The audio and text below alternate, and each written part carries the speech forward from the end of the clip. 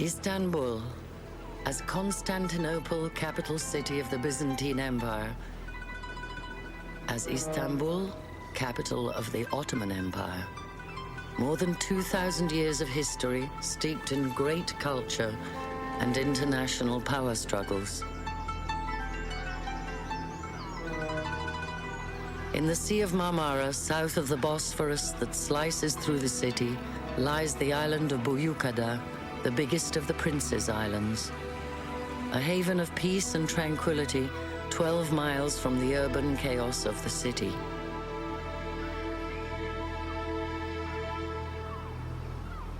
No roar of engines, no blaring horns, no exhaust fumes to mar the tranquility of its luxurious mansions, just the clip-clop of horse carriages, the only means of transport on Buyukada. When Istanbul was called Constantinople, this island was known as Principe.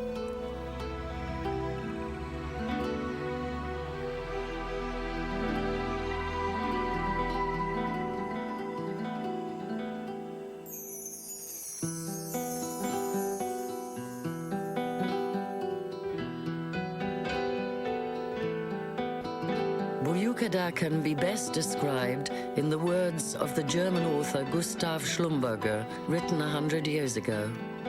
A ferry runs alongside a long picturesque quay, which is always filled by people.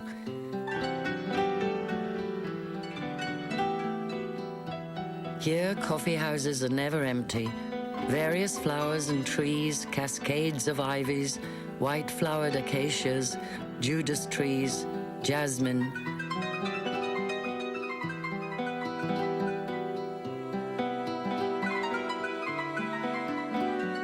all of which provide a colorful background for this cheerful town.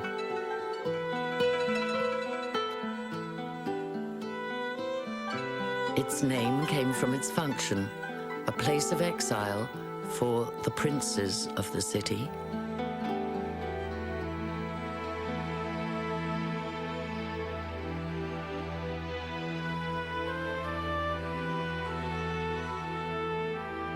In 1929, just 6 years after the new Republic of Turkey replaced the Ottoman Empire, it served again as a place of exile, this time for the co-leader of the Russian Revolution, Leon Trotsky.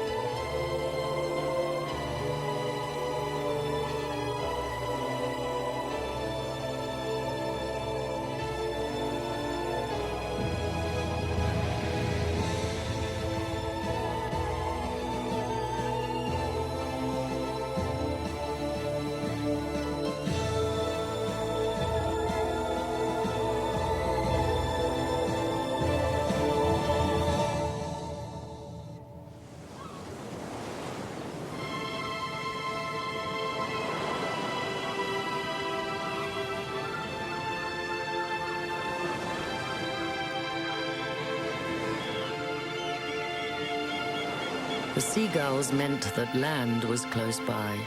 For Leon Trotsky, who had been traveling since the beginning of January, it was an unknown country with a language he could not speak.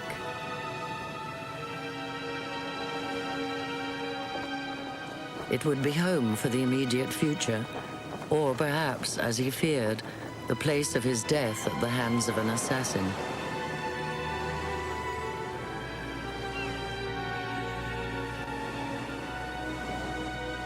It was February the 12th, 1929, and it was very cold.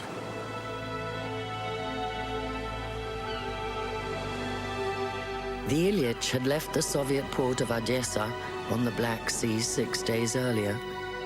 Leon Trotsky had led the opposition to Stalin since Lenin's death in 1924. Now 2,000 oppositionists were in Soviet prisons, but Trotsky was being deported to the Republic of Turkey. Trotsky was accompanied by his wife, Natalia Sidova, their youngest son, Leon Sidov, whom they called Lvova, and agents of Stalin's secret police. Очень сыро, Лёва. Да. Спасибо. Ты не имеешь права заболеть. Leon Trotsky had been expelled from the Soviet Union by the GPU, Stalin's secret police. The GPU agents were there to escort Trotsky.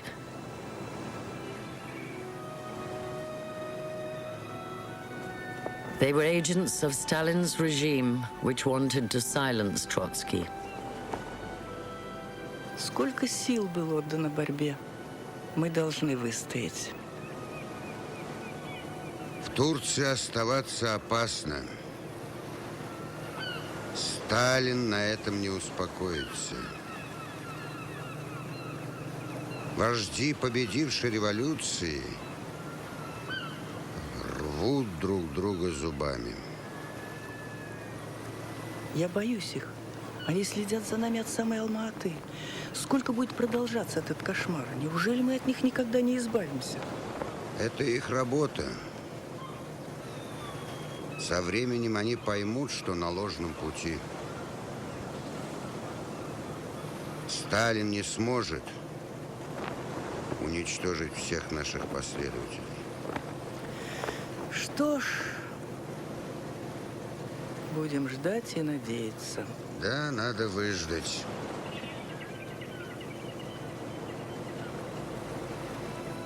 Пойдем. В самом деле, очень холодно.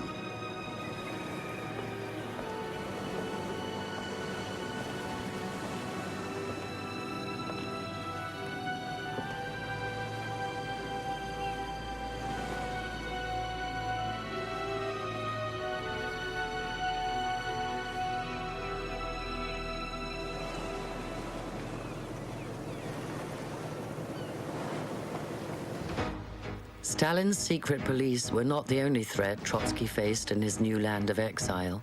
There were the remnants of the White Russian armies, which had fought a long, bitter 4-year war against the Soviet Union.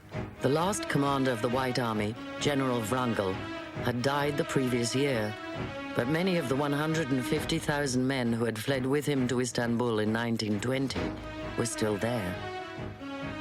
Two leaders and two tendencies opposed each other when Lenin died in 1924. Leon Trotsky, born Lev Bronstein, a brilliant orator and writer, co-leader of the October Revolution and leader of the Red Army.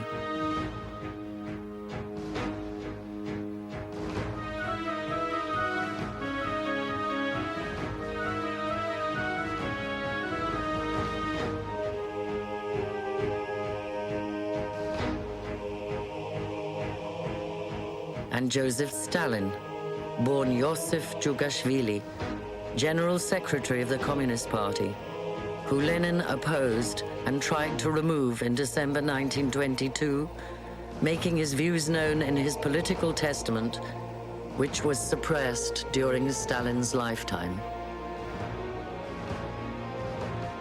Under Stalin, the Communist Party had become a bureaucratic apparatus, destroying party democracy for 1.5 million members and crushing all opposition to Stalin's central policy, socialism in one country. Trotsky took his stand on the first 4 congresses of the Communist International, the liberation of workers and peasants in all countries from capitalist poverty, oppression, and war. He founded the left opposition.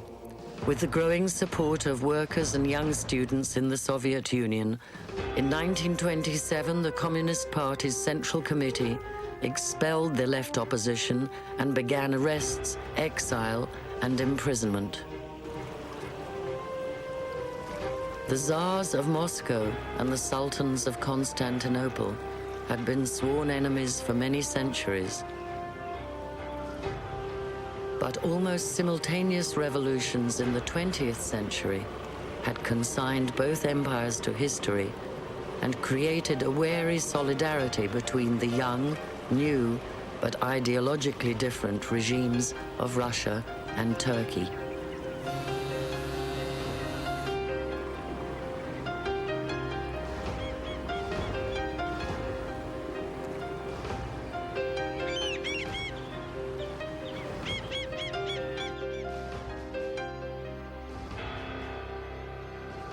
Just before he disembarked at Constantinople, Trotsky wrote 2 letters.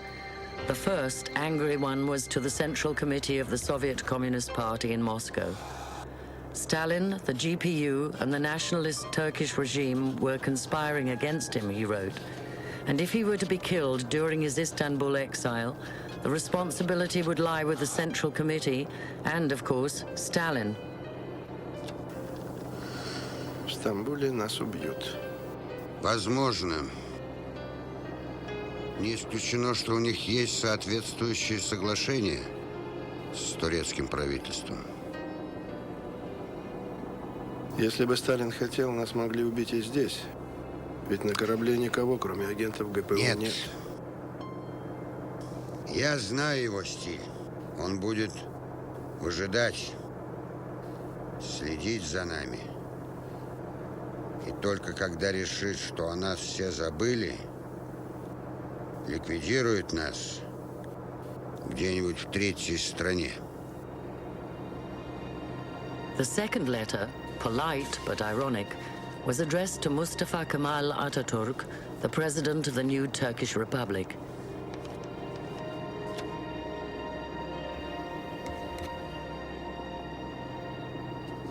Dear Mr. President, at the gates of Constantinople, I have the honor to inform you that it is not by my own free will that I have arrived at the frontier of Turkey. I am crossing this frontier only because I must submit to force.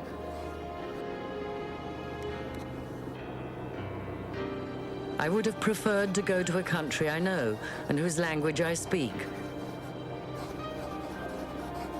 But those who exile seldom consider the wishes of the exiled. Please, Mr. President, accept my appropriate sentiments. Leon Trotsky, February 12th, 1929. Да? Мы уже приближаемся, скоро вы будете свободны. Я должен вручить вам письмо. Trotsky's harrowing journey into foreign exile had begun in Alma-Ata, Kazakhstan, 22 days before the Ilyich moored at Istanbul. At the end of the voyage, right